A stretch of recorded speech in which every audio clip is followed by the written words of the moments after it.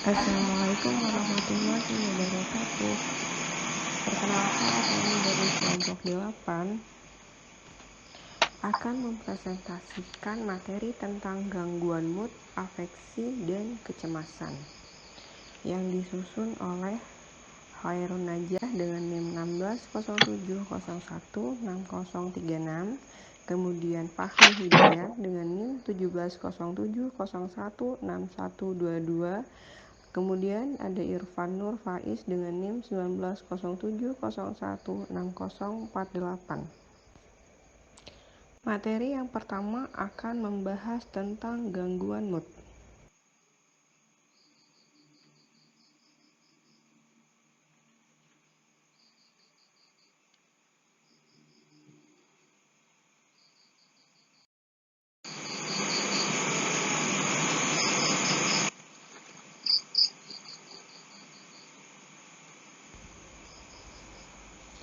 Dalam hidup semua manusia memiliki perasaan yang berbeda-beda dalam setiap harinya.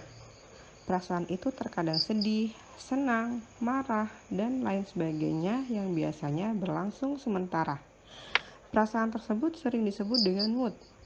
Mood merupakan perpanjangan dari emosi yang berlangsung selama beberapa waktu, kadang-kadang beberapa jam, beberapa hari, atau bahkan dalam beberapa kasus depresi beberapa bulan. Mood adalah kondisi perasaan yang terus ada dan mewarnai kehidupan psikologis kita. Perasaan sedih atau depresi bukanlah yang abnormal dalam konteks peristiwa atau situasi yang penuh tekanan. Namun, orang dengan gangguan mood atau yang sering dikenali sebagai gangguan perasaan biasanya terlarut dalam suasana perasaannya dalam jangka waktu yang cukup lama, sehingga mengganggu kemampuan mereka untuk berfungsi dalam memenuhi tanggung jawab secara normal.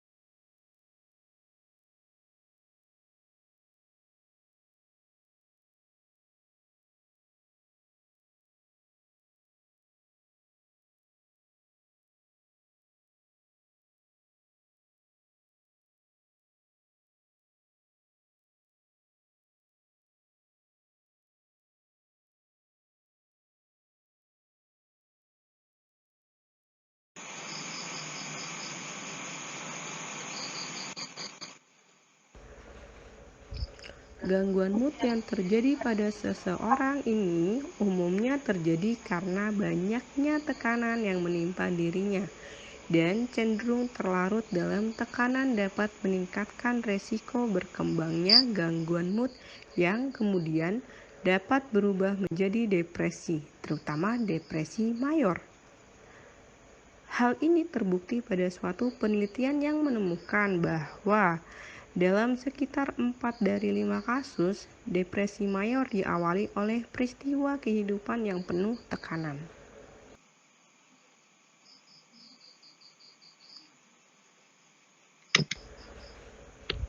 Gangguan mood yang terjadi pada seseorang ini umumnya terjadi karena banyak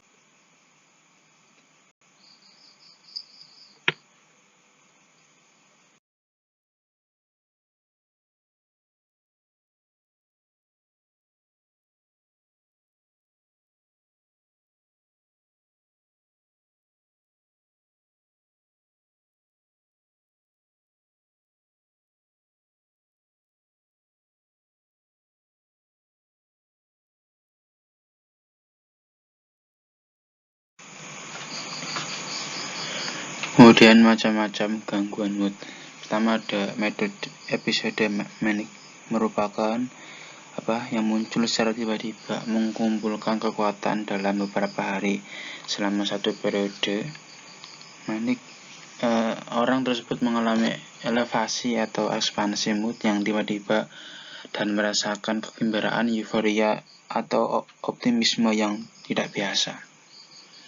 Orang yang pada posisi episodematik ini akan memperolok orang lain dengan memberikan lelucon yang keterlaluan, atau bahkan cenderung memperhatikan penilaian yang buruk dan menjadi argumentatif, dan terkadang bertindak afektif.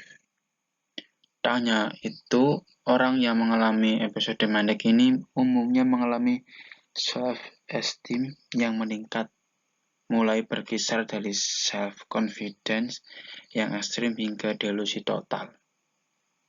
Kemudian yang kedua ada gangguan depresi ataupun gangguan unipolar, merupakan suatu perasaan yang bias, muncul dalam berbagai cara dan mempunyai sejumlah penyebab, tidak memperdulikan jenis kelamin dan pekerjaan, dan bias menyerang kapanpun dari remaja sampai parubaya, di mana usia parubaya ini merupakan usia puncak dari depresi.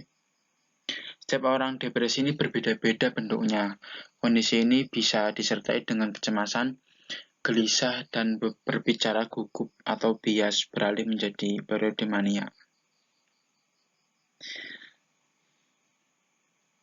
Biasanya penderita sering mengeluh tidak dapat ataupun tidak mampu berpikir dengan jelas, sulit berkonsentrasi, atau sulit membuat keputusan. Yang ketiga ada gangguan dismetik ataupun distimia, merupakan gangguan mood yang berpola depresi ringan, tetapi mungkin saja menjadi mood yang menyulitkan bagi anak-anak ataupun remaja, yang terjadi suatu rentang waktu pada dewasa, biasanya dalam beberapa tahun. Gangguan dismetik pada anak-anak dan remaja itu terdiri dari mood yang terdepresi atau mudah tersinggung untuk sebagian besar hari, selama periode skornya 1 tahun. Pada anak-anak remaja, mood yang mudah tersinggung dapat menggantikan kriteria mood terdepresi untuk orang dewasa, dan bahwa kriteria durasi adalah bukan 2 tahun tetapi 1 tahun untuk anak-anak dan remaja. Yang keempat ada gangguan perubahan mood atau bipolar. Gangguan bipolar adalah gangguan mental berat tanpa memandang apakah ada perubahan mental antara mania dan depresi secara full blown. Kemudian gangguan bipolar merupakan suatu psikosis efektif, ada gangguan emosi akibat kebiasaan maupun menyembunyikan kecemasan dan perasaan malu. Pada fase depresi, pendiam mendendam perasaan emosional sensitif. Pada mania, perilaku sangat berlawanan, sangat ekstrovert.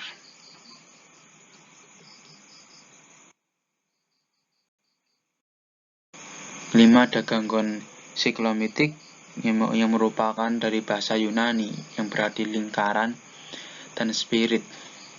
Jadi dapat diartikan bahwa siklotimik merupakan spirit yang bergerak secara berputar, di mana dapat diartikan sebagai suatu jenis deskripsi yang tepat dari siklotimik.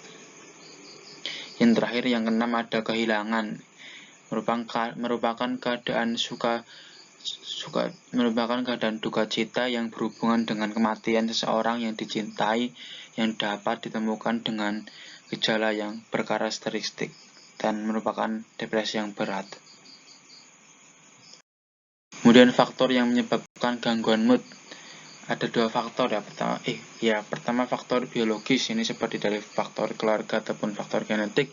Yang kedua ada faktor psikologis ataupun psikis. Kemudian kecemasan untuk anxiety.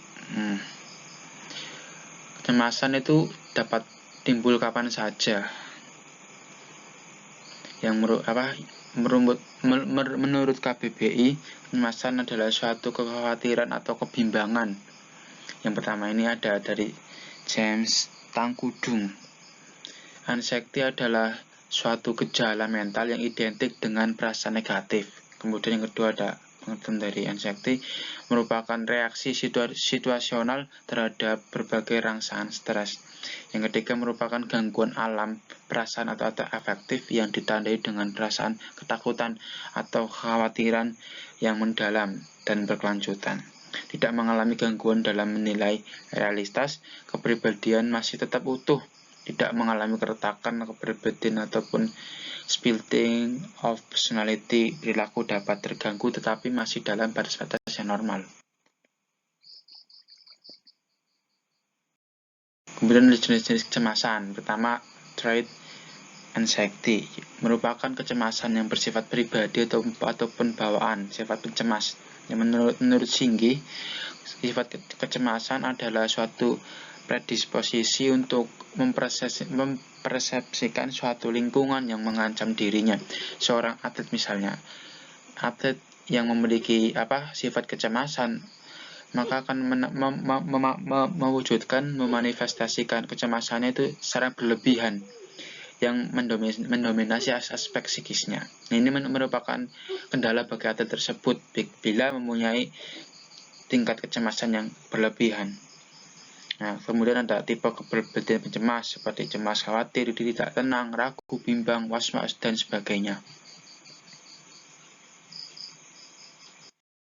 Adalah state anxiety yang merupakan kecemasan yang mendadak pada waktu tertentu yang ditandai dengan takut, tegang. Biasanya kecemasan ini sering terjadi ketika akan memulai pertandingan, perlombaan, atau event-event yang sekiranya bergengsi pada misalnya atlet, itu akan mengalami kecemasan secara tiba-tiba. Yang seperti pada suatu penelitian,